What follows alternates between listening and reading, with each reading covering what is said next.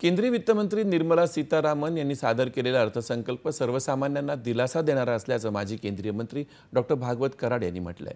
ते आज जालना इथं पत्रकार परिषदेत बोलत होते। पंतप्रधान नरेंद्र मोदी यांनी विकसित भारताचा संकल्प केला असून 140 कोटी जनतेच्या विकासासाठी सरकार प्रयत्नशील असल्याचं ते म्हणाले।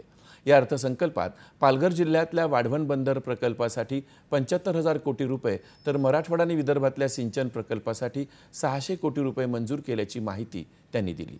राज्यातल्या ग्रामीण रस्ते सुधारणांसाठी 400 कोटी रुपये तर रेल्वे विकास कामांसाठी 15,940 कोटी रुपयांची तरतूद केल्याचंही त्यांनी सांगितलं।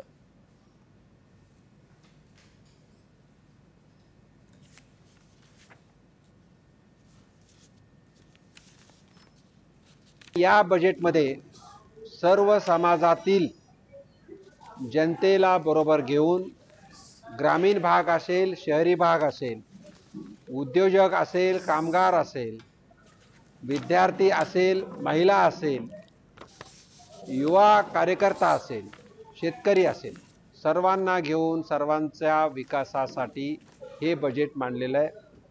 एकंदरीत बजेट एस्टिमेट जर पाहिलं तर 48,23,000 कोटीचं आहे आणि या बजेटच्या माध्यमातून भारत एक विकसित राष्ट्र, भारत एक आत्मनिर्भर राष्ट्र बनवण्यासाठी केंद्र सरकार आणि महाराष्ट्र राज्याचं सरकार प्रयत्न करत आहे।